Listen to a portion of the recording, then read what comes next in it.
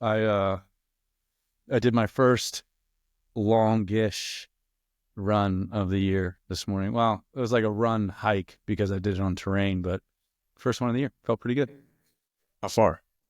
It didn't end up being that far because of the terrain, and I wanted to keep my heart rate down, in zone 2, as the folks say. So I only did like 6 miles in 75 minutes. It wasn't anything crazy, but it felt good. It felt good to go and be out there for a while. It's nice. Honestly, it's nice to just be able to go outside and have 700 acres to just play on however I want to. So that makes it easy. And That's how much land they have? oh yeah, there's cattle trails and logging roads all over it. So I can just go run wherever I want, you know. It's so Pretty, crazy. it's pretty badass, dude. It's That's really, so crazy. yeah. I have not done a long run yet, but we've been doing the longer high rock sessions, and that's been feeling pretty good. However, Yeah. dude, having the flu, this is like, it's reminiscent of October before the 50 miler, where like, I don't know if you can still hear it like in my voice, and I keep clearing my throat, but my HRV is just, it went back up for one night, and I was like, oh, we're in business again. It was getting back up into the 60s, which normally I'm like 70s. And that's like my overnight averages, not like morning Morpheus. But now it's just, I worked out. Today was my third workout. And it's one of those things where I'm like, you know what? I'm just going to keep working out, but I'm not going to kill myself. But my HRV just keeps dropping right back into average of 30s overnight. And I'm like, well, I don't know. So I think, and yesterday we did eustress, and you know the parameter right now is just keep your heart rate under 150. And my heart rate hit 150 during the warm-ups, which normally it peaks in the low 130s during warm-ups. And I was like, well, yeah, let's see. And it was just like, it might be smart to, I'm not going to tell you what to do, Chris, but it might be smart to like take a day off between each training day right now for you until you come back. Seriously, because that load will add up. You might need the recovery day. I would bet money that if you took a day off between each training day right now, or at least did like a very, very low stimulatory session, then like regular session, low stimulatory session, and then took a day off, that you would see your HRV come back faster. I mean, yeah, I'm not killing myself with any of these sessions. I'm not going heavy. I'm not pushing even to like what the program's calling for. So we'll see. We'll see how I am tomorrow. And then, but tomorrow's an easy day anyways. So I guess I'd just say we'll see how I am by Thursday. Well, yeah, it's tough, dude. It's like crushing so many people this year. Like I was just talking with my buddy Kyler. He lives in Oklahoma. He works for one of the hunting agencies that I work with. And dude, their whole office, everyone, like everybody, like people out here, like every part of the country where I've talked to people, everybody's getting their ass kicked this year. So I caught it on the way back home from Pennsylvania, from the way back home, from the way back east. But some son of a bitch on the plane was just like coughing and spreading it everywhere, and I fucking got it. And so it's gotten everybody this year. It's bad. I think for us, it came from the cruise because you're just on that ship packed in with a whole bunch of people. There was a few people, even in our party, that weren't feeling well. And I was just like, well, but then really one of the knots, so I came back and coached Wednesday morning, and one of the knots was like on his deathbed. And I was like, well, I'm going to stay away from you. But his coughs were so aggressive and so just like, you're like, oh, this is Phil in the gym right now. And then it was Thursday night where I started to feel tired. And then it was Friday morning where I was like, oh yeah, this is bad. So I went back there this week. It just so happened they were traveling last week, which worked out well. And I went back in this week and I went right for him. And I'm like, you, I'm like, you. And he still is like, it's like scream coughing is the only way that I can describe it. They don't get a break enough for him to rest, you know? So no. And one of the guys, I was like, did it run through all of you? And one of the guys was like, dude, surprisingly, me, and I forget one of the other guys, 4 of them, they were coming back from a training trip somewhere. And we're talking hours and hours and hours in the car together. 4 of them in one car together. 2 of them were in there dying, coughing. And then the other 2 did not get sick. And they'd been back for a while. So it's like, you'd think if it was going to hit him, it would have hit him by now. And I'm like, well, good for them. Yeah. Dude, I don't want, I'm not legit. I think you and I have talked about this. I don't know if we've talked about it on air, but like, I have to go to Salt Lake City on Thursday. We're recording on a Tuesday, and I have to leave Thursday to go to Salt Lake City. And I'm like, I'm not a scaredy cat, but I'm sincerely like apprehensive to sit on the plane and it's not like that I'm afraid of anything, but like, I hate fucking being sick. You know what I Yeah. mean? And I just don't want to get sick. So I don't know. I'm going to pull out all the stops. I'm going to get some of them Zycam thingies that you swab your nose with. I'm going to put them bitches in there. People swear by oregano oil. Sure, I don't me. know. I'm taking care of me. It does have a lot of antimicrobial properties. It for sure does. I I mean, don't that's what would extent, but I talked with Roni about this weekend, and he's like, "Nah, dude. As soon as I felt even like an inkling of like, uh-oh, like here it comes," he's like, I just started hammering the oregano oil, and the one that he takes has like other stuff in it. And he was like, and I'm good. Like he's full energy, like in there rocking it right now. So I'm like, yeah, maybe. there is something to it. I remember you remember my ex-girlfriend Annie, like her mom was a naturopath, nutritionist type person. And every time we even got close to getting sick, she would just hammer us with oregano oil. And I remember it helping. I mean, this was over a decade ago, and Yeah. I think we're all susceptible to suggestion at some level. So, but I remember it helping me. So I don't know. But we could snort it though. So I don't know if that's what you have to do. Yeah, exactly. Exactly. Oh, Yeah, you all can right. So off. we have a crap ton of stuff to go over. I don't know how you want to do this. It I could be think, a crap I ton of mean, stuff. like we know the general theme of the conversation. Yeah, yeah, yeah. I think that that's really what matters is we just use what I wrote as kind of like the fodder of how we'll discuss this. And I don't know, I'd be interested to hear I know what I wrote and I know Yeah. what I think. So I'd be interested to hear what you took from some of it, and maybe that'd be a great place to start. I mean, I think kind of setting it up is that, Well, we should talk about how it came up. That would be a good idea. yeah, you and me will talk and be like, all right, like what what topics should we talk about here coming up? And I don't remember all the specifics of like, it doesn't matter because I wouldn't say someone's name anyways, but we were having a staff meeting, me, Corey, and Roni, and we were talking about how some people's idea of taking care of themselves like completely negates the work that they do in the gym because they'll be like, oh, well, I've really been killing it and work's getting crazy and stuff, and I'm just going to take some time for me. And it's like, and stop doing all the things that if they would just keep those things going, it's like, and I remember you and I will have discussions afterwards, like one, you'll check in, like, how'd the meeting go? What'd you guys talk about? But essentially just saying how we really harped on this theme of like people's idea of self-care is all wrong. And that I think the way that I said it to you, and then you went like deep with the series, was just basically the way that we talked about it as a staff and having these conversations with clients was like, is your idea of self-care just feel good in the moment? Like, and we talked about that, the idea of 10, how will I feel in 10 minutes? How will I feel in 10 months? How will I feel in 10 years if I consistently do these things that I'm saying are self-care? And a lot of people, as we discussed, lean on things that they would probably say, oh, in 10 minutes, I'm going to feel great. In 10 months, I'm off trajectory of what it is that I'm saying I truly want. Sure. And if I don't write this ship in 10 years, I'm probably no closer to my goals. Yeah. And so, yeah.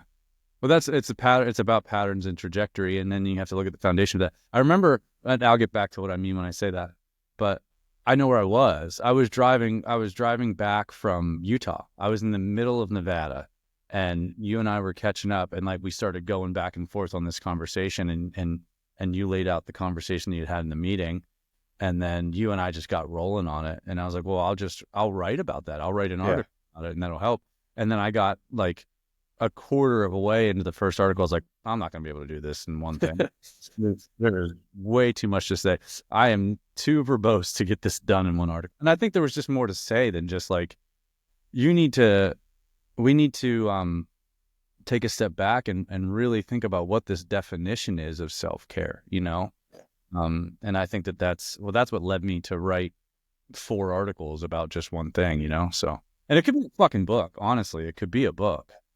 But And that's what like I like that we have it now, because where we kind of left that conversation is like, it makes sense. But, and when I say that conversation, I mean me and the coaches. Yeah. But a lot of people aren't ready to receive that message in a short conversation, right? So now, like, when you notice patterns, to be able to point towards like, hey, for what it's worth, like, give this series a read. There's gonna be some really deep things to think about in here. And if someone does nothing with it, totally cool. But like at some point, hopefully that seed is planted. And as they find themselves in these like cyclical patterns, that they're like, all right, maybe I should go back and think through and do some of this work.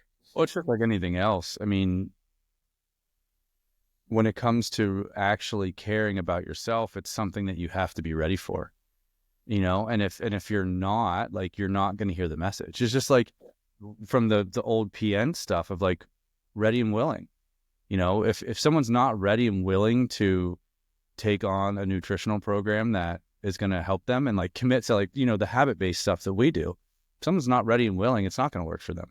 Or if it's to the point where they maybe need to track or weigh food, if they're not ready and willing, they won't do it. Or just commit and to being consistent in the gym. If you're not ready and willing, you won't do it. And that's fine to an extent, you know, depending on what you want the outcomes for yourself to be short-term and long-term, you know, you're going to have to act in some way. But, and it comes down to this, where it's like, you know, if someone's not truly ready and willing to do the things that they need to do for themselves, then they just won't. And it's okay over the short term, but over the long term, you want to figure that out. And that was kind of my goal of, you know, you talked about that kind of nesting of 10 minutes, you know, 10 months, 10 years. And I think that's a really great way to think about it over time. Like, not to be a fucking nerd, but that's like one of the things that, you know, the psychologist Jean Piaget would lay out is like, in a similar way, is like, is this good for me? Is this good for everyone around me? Is this good for everybody else at large? And then how does that scale out from time?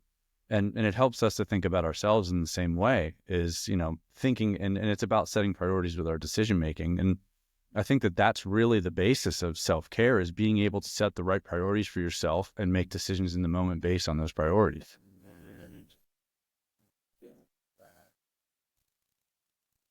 I don't know if you want to say anything to that. No, I mean, no, not really. All right. So let's talk about maybe just some of the elements. And I think that because, you know, one of the things that you and I talked about that bothered us is like, you know, people, the popular image of self-care is just bonbons and sitting on the couch, man. Or like bubble baths, or, you know, just taking a day for you, or doing. And man, you know, sometimes that is absolutely part of it. It for sure is. There are times when you need to just shut it down. Absolutely. I take multiple baths a week. I'm not joking. Bath I'm is dead serious. It's a wonderful. Not bubble baths. Not bubble baths. I'm not anti.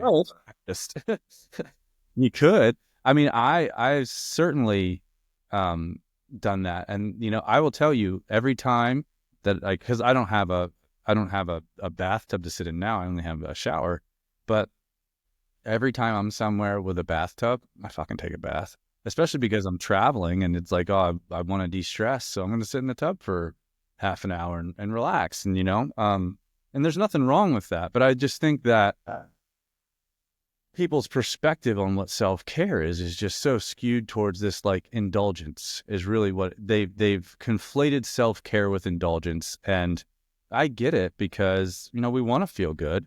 And there are a lot of ways in which people don't feel good. And it's perpetuated by a lot of different things. And I think, first of all, it's because people don't have defined for themselves what they're really all about and what they're trying to do with their time. And that leads them to be stressed out, sometimes by things that they shouldn't be stressed out. It leads them to take actions that they don't need to take, or that actually are misaligned with truly who they are, if they would sit down and listen to themselves and figure out what that might be. And then that leads them to think that, like, you know, the quick dopamine hit's going to feel better, or like some kind of self-indulgent behavior is going to be the thing that corrects the problem. And really, there's a foundational issue of, like, you don't know who you are and you don't know what you're trying to do. And that puts you into these situations when you have these pivotal decisions to make, you know, like I talked about in the 4th article, where you feel just fine you're fine. You know that you're fine. You just don't feel like doing something. And unless you have some kind of foundation laid for yourself about like, well, how do I make this decision? It's too often that people trend towards making the decision that's, in that case, probably a little bit too easy on themselves. And obviously environments, other aspects and things like that factor into it. Like I'm not downplaying that. But at the foundational level, you can navigate a lot more of that if you know who you are, what you're doing, and why you're doing it. And that comes down to laying out, well, what do I want to do here? Like, what is my purpose? Like, what am I trying to accomplish? And it doesn't have to be super grandiose. And then a set of values that you've defined for yourself that support that purpose. And then you get to these moments where the decision might seem tough, but it's not anymore because it becomes clear. It's not that the decision isn't tough. Like you still might have a minute of needing reflection or to struggle through it. Not necessarily struggle, but pause to think. And it might take some effort to make yourself make the right decision, but you need the foundation to be able to do that for yourself consistently over time. Yeah.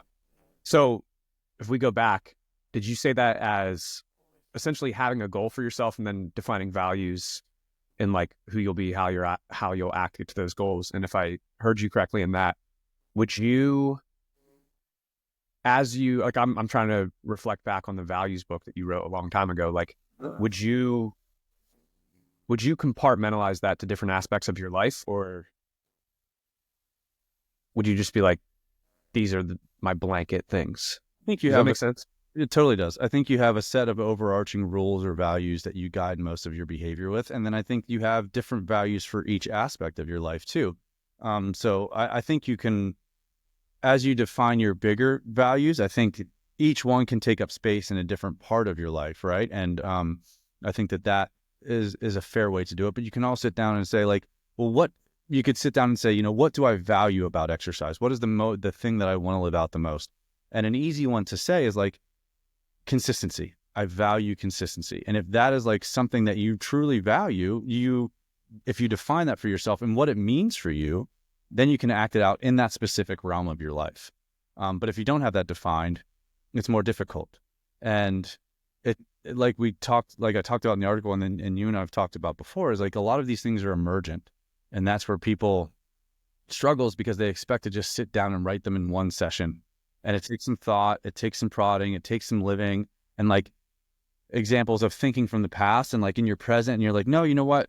I do value consistency because I like the person I am when I am consistent. I like that person better than the person I am when I'm not consistent. And then you realize that this is a value or a thing that you want to continue to trend towards and to integrate more into your life and who you are and who you want to live out and become.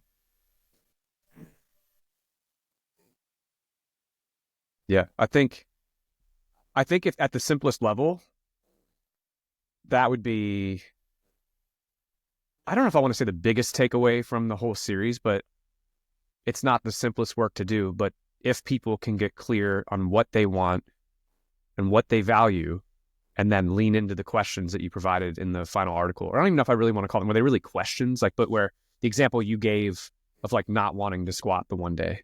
Yeah. Or like do your workout the one day. And it's just, if people would take the time to connect what it is that, like, let's use the gym as an example, what it is that brings them in the door and what it is that they want, to then defining what those values are, both based on reflecting back. But I think for some people, they also maybe almost purely need to reflect forward because they don't have prior experiences, at least in that realm, to lean into. So in some regard, they can look at like, I mean, some of it like what we put in the new member handbook whenever they join, with the get your streaks going, walk, water, sleep. Like just start with those walk, water, sleep training. Like not all of them at once, but like pick one and then pay attention, and then you can develop them as you go from there. Like they can, as you say, be emergent from that process. Yeah. I mean, even if you don't have something for necessarily that lane of life, you have something from another lane of life that you can extrapolate. And that experience applies because a lot of these things can apply, as they apply specifically, can apply broadly, For example, my main value and essentially would be my purpose is to pay my rent. And that's to live an interesting and fulfilling life and share what I do with other people. And so that applies broadly to my decision making of like, in certain circumstances where maybe, you know, taking a calculated risk and like doing something new would be the best thing for me to live out that value because I know what it's going to produce. And I can do the same thing with the gym, you know, where it's like, you know, I can, you know, me and a lot of people that know me well know that like when it comes to training, I will just do the most monotonous bullshit over and over and over again because I know that it works and I don't need to be entertained. And, for me to best live out my value and apply this overarching value to something, more in one lane of my life would be to, well, have some kind of adventure in the gym and learn how to do something new or apply something new to my training. And then that gives me a new lesson to learn. And then, and it applies more broadly to help me live out my purpose. So you can extrapolate these different things to other parts of your life, you know, for, one of my secondary values is to create excess. And that means like having the mental and physical reserves to do whatever I need to do when the chips are down if I need to help somebody else. And it guides my behavior for sure with training, but with other things as well. It's like, how do I continue to create excess? Because I need reserves. If you don't have reserves in a lot of different situations, you're going to be in trouble. And so, you know, defining the overarching rules of like how that would guide your behavior, you can then take those and kind of parse them down. Well, like, what does that look like in this specific lane? Or, you know, and in the other direction, if like, you know, that in the gym, that consistency is a value of yours, and you have to define that. And I, one of the things that I think that people fuck up with this so much is that they just put a word to it, right? And they say it's consistency, which is fine, and it's a good place to start. And I'm not going to poo-poo that because like, it's just like anything else. You have to have a starting point, and you have to go from there. And you're not going to be perfect with the first iteration of what you do. You just need to get something down. Like I said, I don't know, fucking probably 15 years ago now, like you can't edit a sentence that you haven't written. And so you have to put it down first, and then you can figure out where you go from there. But putting it into your own language and giving it your own meaning, like create excess means something to me. It might not mean something to anybody else. Pay my rent means something to me because I had a very personal experience that allowed me to come up with that verbiage. So just putting like adventure or consistency, like that's fine. But define the actual words and then put a statement behind it that means something for you so that you know how that specifically applies to your life and how you're supposed to behave to live it out. And so, because we're saying all this because we define self-care as like what you need to do to essentially take care of your being. You're caring for yourself. And that allows you to make decisions because you want to do, like you said, the best thing that you can do for yourself that's going to apply to the next 10 minutes, the next 10 months, and then the next 10 years. And even so, like the next 10 minutes, you might have to make some bargains there, right? Because like if you're doing high intensity continuous training, the next 10 minutes of your life aren't going to be the best 10 minutes of your life. They're not going to be terrible, but like you're not going to fucking be super ecstatic. Maybe you will. I don't know. But like in most cases, you're not. Or if you're doing a VO2 max session, the next 10 minutes of your life might be pretty hard. But like if you think about that over the next 10 months, and then over the next 10 years, and then expand that out to the duration of your life. And you use these foundations to create patterns and then behaviors. And then you continue to do these things. And then you look back when you're fucking 80, and it's because you instilled all of this stuff in yourself. Even if you're 50 now and you figure out how to do this, like you still got 30, 35, maybe 40 years left to live. Like that's a lot of fucking time, you know? And if you create all this stuff for yourself and really decide that you're going to care for yourself in the best possible way in each moment, well, then all of these decisions become easier. They're not always going to be the decision that you want to make in the time, but like you can make the decision because you have the foundation you need to make the decision. Yeah. And like, I know that you don't think this, but I want to make a point to say the 10 minute, 10 months, 10 years, the answer shouldn't be sunshine and rainbows to all three questions. Sometimes with, you know, your examples being perfect for it, the next 10 minutes aren't going to be the most fun, but putting in that work makes the 10 months and the 10 years from now that much better. But it doesn't even need to be that long. Because if you think about like the example of VO2 max, sure, if we were to just go, just to keep in the spirit of 10, maybe you're not really awake in 10 hours, depending on when you do it. But if we were to go even an hour after that session's done, you're going to feel really good. Even if that session whooped you, like most people are going to feel so accomplished for having like faced that beast and done it, like you're better off. You might be worse off in the next 10 minutes and then much better off an hour later, you Yeah, know? So absolutely. it's not a, we need to be like, everything's got to be great in 10 minutes, 10 months, 10 years. It's, there are trade-offs. There are trade-offs. And one of the things I heard this week, it's kind of related, like was a quote that I think we've all heard before, where it's something like people overestimate what they can do in the short term and completely underestimate what they can do in the long term. And I think it's usually like they overestimate what they can do in the next 1 month and underestimate what they can do in the next 1 year. Yeah. But the context of the person that was saying this, nothing to do with the fitness industry. It was actually someone talking about content creation, and just like specifically with YouTube and in this example, saying like, be okay with putting in the work and sucking. And specifically what they said was the clients that they've seen do best, be okay with putting in a solid year of effort at getting better at your craft and making no progress. Dude, absolutely. I mean, And no one's going to put in a year of solid effort and not make progress. But what it does is it allows you, let's say at the 3-month mark, you're like, this is going nowhere. It's like, yeah, because you're still in that early, I kind of suck phase, or maybe you're starting to get good, but no one's noticed you yet. And if you stay, like, if you've already made this decision, like 1 year from now, I might still suck, but I'm going to be the guy that showed up and put in the work, and there will be value in that anyways. It'll help you to get over those humps when you're like having hard reflections at 3 months, at 6 months, at 9 months. And in his experience, and I would say you can extrapolate this over to fitness 1000%, there's no one that consistently shows up, puts in the practice, genuine effort for a year that isn't just blown away with where they are. But there's tons of people that at the 3-month mark, the 6-month mark, maybe the 9-month mark, I doubt someone makes it to 9 months being super consistent and falls off. Maybe. I mean, we've definitely seen earlier where someone is like shot out of a cannon and 2 months later they're just burnout and not, so.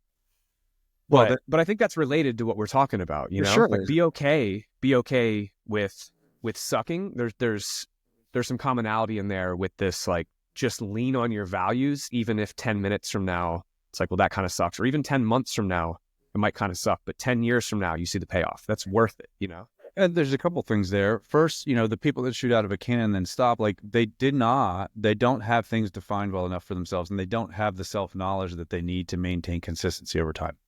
And I think the reason why they stop is because those are the people that overestimate what they can do in the near term, and completely neglect the longer term. They either don't know enough about themselves, or they ignore what they know about themselves, and they don't set themselves up for success and care for themselves in the right way to play the long game. And I think that that's one of the things that happens. And, you say about underestimating what you can do over time, or just like committing to the process and doing it. Like, and I know that you can remember this, because when I first started photography, I wasn't good. Like, I kind of sucked, and I'm very good now. And of course it's been 6 years, but like, it's just because I don't stop doing it, and then partially it's just because I love it, and I just want to do it all the time because I love it. But like, that's the testament of, like, to the point now where people can pay me to do photography work, and it's worth it for them to do it. And it's just because I just keep doing it all the time. And it's the same thing with anything else, man. You just have to keep showing up and chopping wood, and understand where it fits into your life and how it adds value. And sometimes it's just because you love something, and that makes it easy to do something when you love something. But like, even everything else is just understanding, where is this taking me? And I think when it comes to some of the hard decisions, and I don't know that every psychologist in the world would agree with the way that I phrase this, but you have your values, you have your purpose, and then in the moment, you ask yourself, and we'll say that everything's fine. That you're fine. You just don't feel like doing something. And often it's something that's some kind of an anxiety provoking workout or whatever it might be. VO2 max is a prime example. Or, a long eustress session when you get about 5 minutes in and you're like, fuck, I don't know. You know what I mean? Which is the point of eustress training. That's how you're supposed to feel.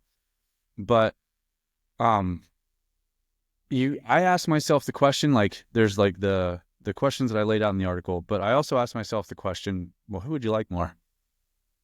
Would you like the version of Todd that says, I know I can do it, I'm not going to do it, or finds an excuse? Or would you like the guy that fucking does it? And I know who I would like more. And I think that a lot of people don't put their toes to the line or to the fire well enough for that. And they just like, well, I don't want to find out. And if you're not ready to, you won't. But if you are and you have these things defined for yourself, like you'll get to those moments and you'll be like, fuck it, I'm just going to go do this the best I can. Whatever happens afterwards. And then you look back and you're like, you know what? I do like that motherfucker a lot better than the guy that didn't, you know? So. I mean, that's sort of how the whole email to Algonquian Park about doing the RCR went down. It was like, I really want to do this. I really, I don't think the words value, but like I'm excited by this, right?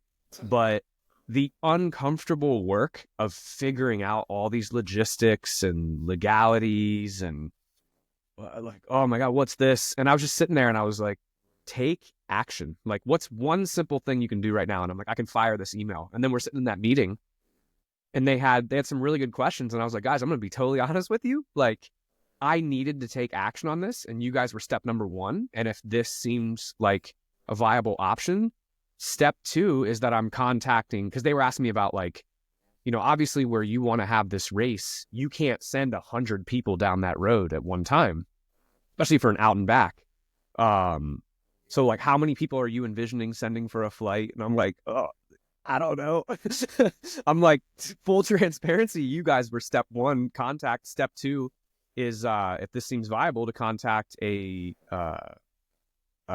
race timing company, like for whether we're doing bibs or anklets, whatever, but like for the chips. And then, okay, how does it make sense? How many people, you know, is it best to send out in a flight? This is how much space we have, but like defer to someone that actually knows what they're doing. But those, like, if I were just sitting here trying to answer all of those questions at once, I'd still be sitting here doing nothing. I just needed to take action on the smallest thing. Yeah. So, and I think that some people talk themselves out of doing the smallest thing because they don't realize how much impact it's actually going to have. Like, building the momentum of doing it is a big part of the process. It's a big part of everything. You know, small thing essentially guarantees that this is going to happen now. Oh, for sure, absolutely. I could still be sitting here in ideation land like I've been for 3 freaking years. So we started coming up with this concept in 2022, right? So maybe, man, it might have been 2020. Yeah, 2022 is when I first ran it. So that would make sense. Yeah. Early 2022, and then I ran it in May of 2022 myself. When I say I ran it, didn't run an event, but ran it myself in May of 2022. And then I did it again, I think, after the Georgia death race, just to see where I was at with, like, I think I just used it one day to be like, let's go out and push hard at something. Yeah. So it's probably around the same time, probably May or June of 2023, I did it again. So yeah, it's been a while. It's been in the world of ideas for a long time. There's something, what comes down to, like, what trade, I mean, people would call it sacrifice, right? Or what trades are you willing to make? And, you know, we talk about values and we talk about needs, and like, you just, like, until you value something, you don't need anything, right? If you want to take it to the base level, and I don't mean to be dark when I say this, like, if you don't value life, you don't even need to stay alive. So everything that you need is foundationally driven by something that you value. And without deciding that for yourself, it's incredibly difficult to make decision. But when you have it, like, when you have it lined out properly, and I'm not saying I'm fucking perfect, but I work at this all the time, you realize, like, things like that, like the uncomfortable decision that you have to make because of who you want to be and what you want to create, it allows you to make that because you see it and you know who you are. And, you know, I think one of the things that that people can learn from, like, the aspect of self-care and making decisions that are truly caring for yourself and not just about feeling good in the moment is that, you know, I often, like, I have a compost heap I have like fucking 3 compost heaps. I have a notebook, I have one in my Remarkable tablet, and I have one in my phone, and I often add the one to my phone the most because, I mean, who doesn't have their fucking phone all the time? But, you know, one of the things I wrote down a couple days ago was, it often feels better to go without for a purpose than to have with no purpose. You know what I mean? And I think that that's one of the things where when you truly are at the place where you have these things defined for yourself and you truly want to care for yourself, you can look at the thing that like might feel good in the moment and realize that it feels even better to go without that because you know you're keeping yourself on the trajectory and you're living out who you want to be and now and over the longer term, you know? Yeah. It made like, if you saw me kind of fumble with my phone right there, similar, like I write down lots of ideas in my phone and you're on this document, but I created that core values, beliefs, behaviors for the gym. Yeah. And just you saying that made me think of one of the things that we wrote down, and it proceeded. And honestly, I think it was part of how we got into that conversation with Corey and Roni that day in that staff meeting. But one of the things under beliefs is you have values, whether you're clear on them or not, and your values drive your actions. Actions become habits. Like everybody. So if you're like, I don't really have any values, like look at what you consistently do. Well, and that's there's like, and you can change them. They're not set in stone. absolutely. I got to look up this quote so I don't butcher it. Hold on a second.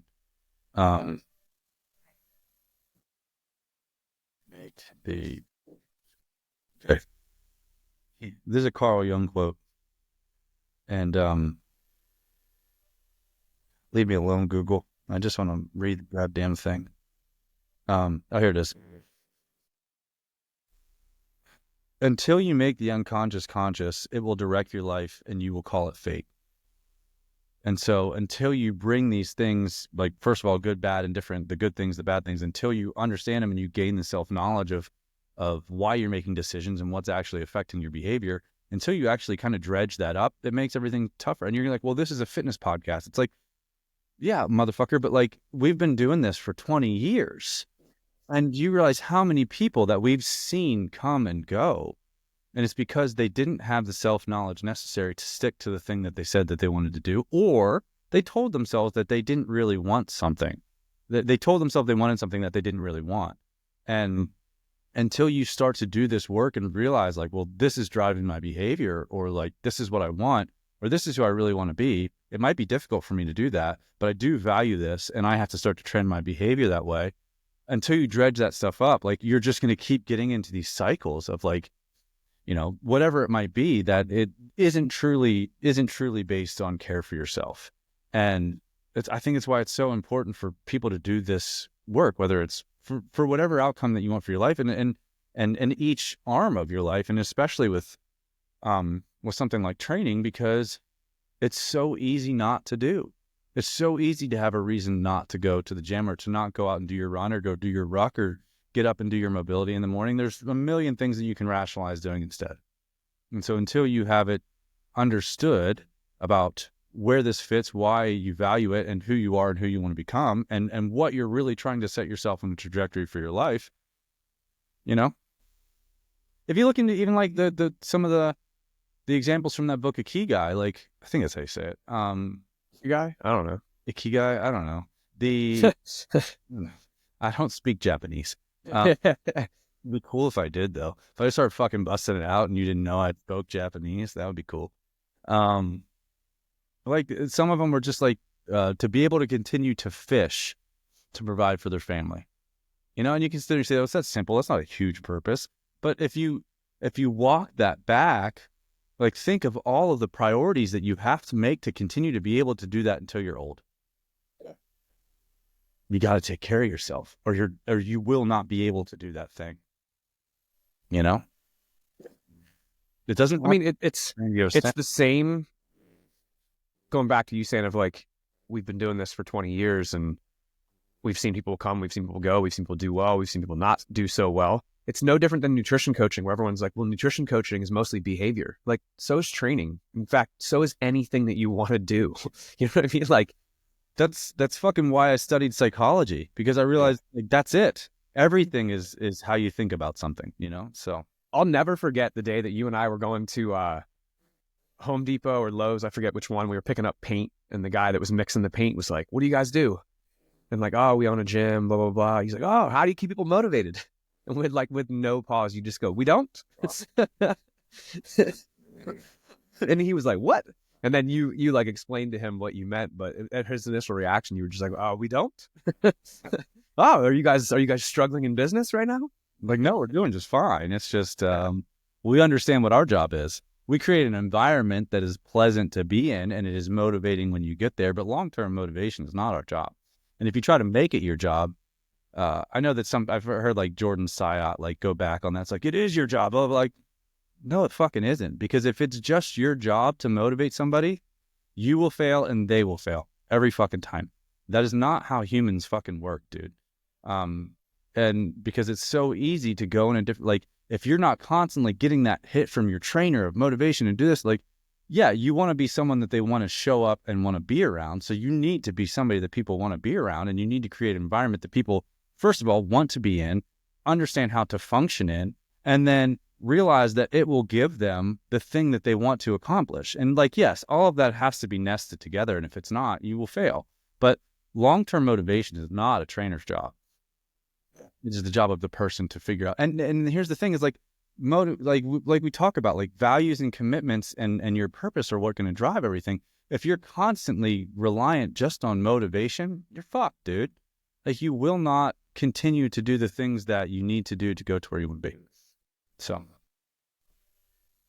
Yeah. one of the things that I started doing is like, I know there's a lot of, I want to continue to write and get better at it and progress. And I have some things stirring up in my brain and they're not ready to come out yet. But when they're ready to come out, I want the habit to be there. And so, I write every morning and I write at night, and and they're at least just journal entries. And here's the thing, like, because of my, violent ADHD, my brain is done at 6, something like that, like pretty worthless after that. But I make myself write before I go to bed, because I'm going to ingrain, like, I'm not going to make this writing process based on comfort and when I want to do it. Like, I'm doing something every night because I need to ingrain that I can do this incredibly when I'm at least marginally uncomfortable, And I think that that's something that we all need to look at, because that's a basic aspect of caring for what I want to accomplish, who I want to be. Now, there's rest and everything like that built in there too. Like, I think anybody that knows me or that has listened to this podcast knows that I'm not a hard ass. Like, I'm not that at all. I make fun of those people all the fucking time. Yeah. But at the same rate, it's like, sometimes you just got to do some things, whether you feel like doing them or not, Yeah. And on that note, like, I think it was on the group thread. So you saw the message with Corey probably, where it's like, as we were talking about earlier, like the flu made its way through the gym and he's one of the people that it hit, and where he was like kind of down, and he said something like, man, my steps are only at, and I forget what they were, but it was low. But I was like, those are rookie numbers, brother. Like, I've been below 1,000 for a week, 1,000 a day for a week.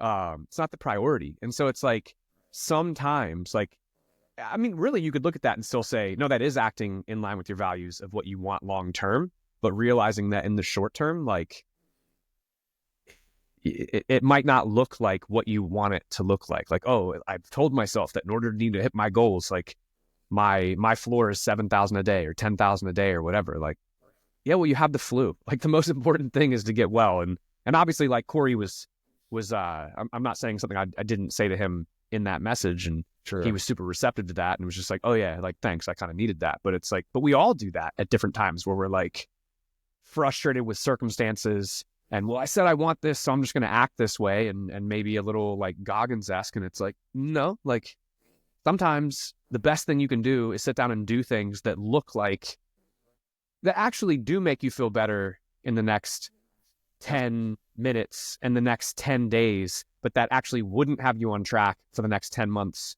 or 10 years without the context of why it is that you're doing that. I joked with my buddy Jordan yesterday after we did a Human Predator Pack Mule podcast about Goggins, and like, when I read his book, and I was like, it should have been called I Did Not Prepare Properly, so I did poorly and suffered unnecessarily. Like, what it should have been called. But I'm tough, and I think we overvalue toughness, and I can explain. We don't need to go into that now, because that's going to take me a fucking while. I think we overvalue it. But what like, if you have the value defined, so like, for example, the create excess value that I have. Well, I can't create excess if I'm constantly fucking depleted, man.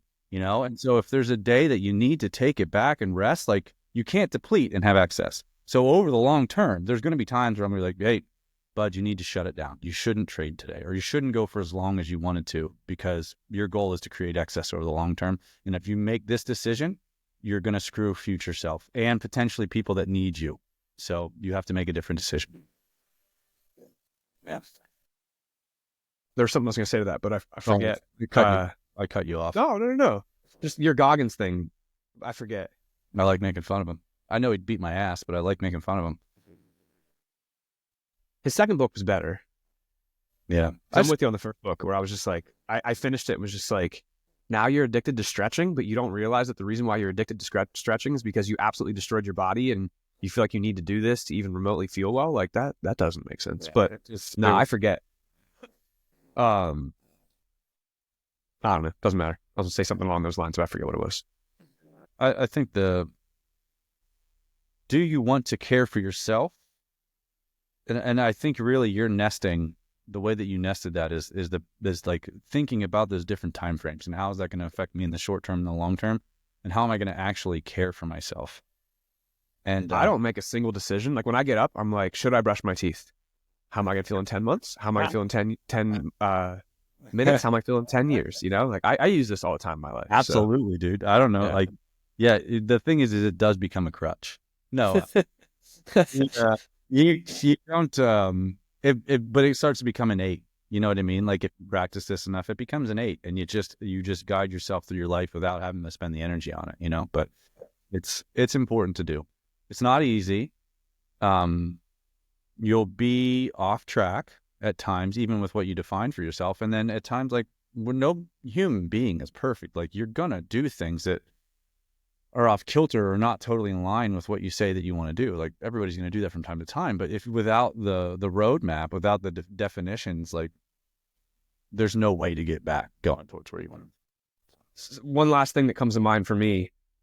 I actually didn't think the book was that great. Is it? Dan Heath's new book, Reset. Like it was okay. But there was one question in here that I was like, oh my God, I want to start to use that because, and it relates to everything we're talking about, because it is incredibly rare that someone has this clarity coming in the door of the gym, right? But if you could wave a magic wand and give someone clarity, like if we were to simplify this and say, like, define what it is that you really want, and then who you will need to become, like what you will value in order to get that, the values that you'll lean on. But we know all the time when we ask people, like the way that we like to ask the goals question is the, it's going to bother me. I can't think of his name, but it's there's a marketing guy. What's that? Dan Kennedy. It's not Dan Kennedy. Wasn't it? No. Sure. I'm certain. I have his book up there. Dan Sullivan. Sullivan. I knew it was a Dan. And we do our twist on it, which is, okay, like I always go like, I'm going to caveat this with saying we don't make you sign a 3, 6, 12-month contract, but I want you to put yourself in this future mind state of we are meeting 1 year from now and we're reflecting back on the past year. And over the course of the past year, you set goals that excite you, you showed up, you put in the work, and you've accomplished things. We're about to celebrate those things. What would be worth celebrating 1 year from now? And it's just a way to get people to think like, of course, some of them are going to be like, I've lost weight, but like it is a way to think about those initial goals questions in a bigger manner, right? For sure. But then in this book, he talks about consider the goal of the goal is this segment of the book. And point number 3, another tool for exploring the goal of the goal is a technique that comes from the discipline of solutions-focused therapy. It's called the miracle question. The therapist says the following: imagine in the middle of the night, as you are sleeping, a miracle happens. The problem you are stressed about has been solved. So in this case, I would say the goals you have are yours. Like you've attained them overnight. Poof. But the miracle happened when you were sleeping. So when you first wake up, you have no way of knowing it happened. What are the first things you notice as you start your day that reveal to you that the miracle happened? It's interesting.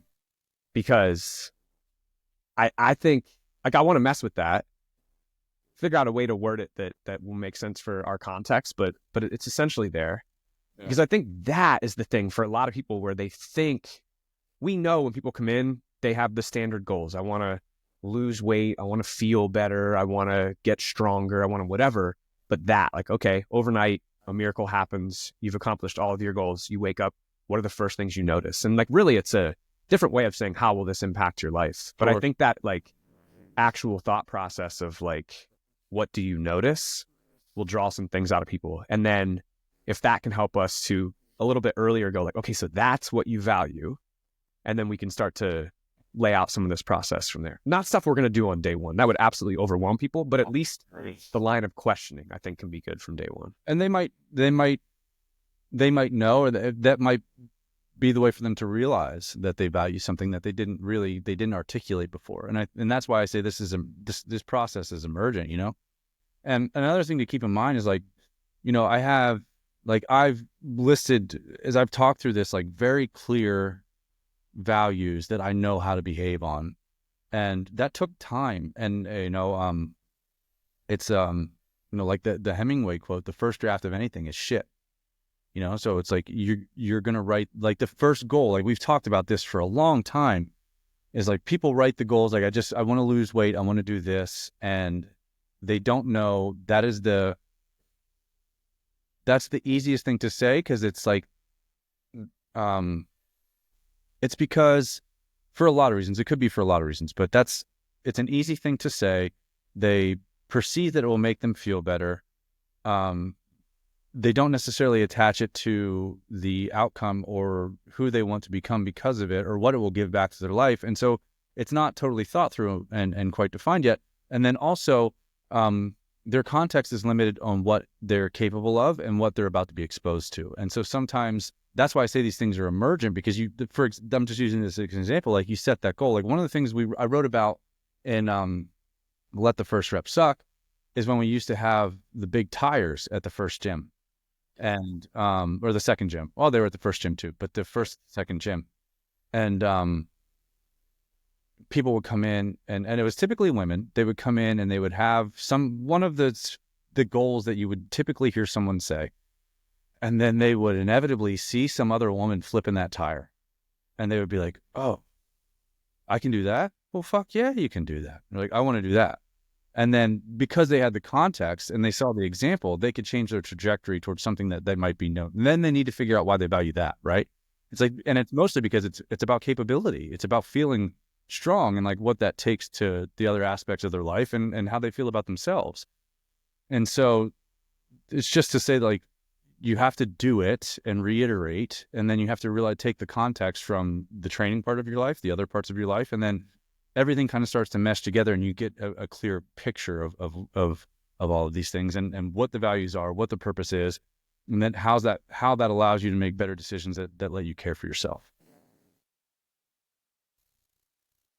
I don't know. I blacked out. How was that? No, I think we nailed it. Is there anything else on this stuff? I think people need to read the articles and digest them. Yeah. You know, I think that, and then obviously ask as many questions as you want to ask, you know,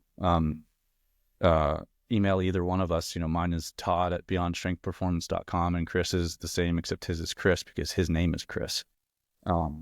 So I'll link them both in Spotify and YouTube. I don't know if that goes to everywhere that it automatically posts to, but if you put it in Spotify for creators, it will. Yeah. Yeah. Cool. Yeah. Awesome. Anything else? Yeah. I think that's it. I'm good.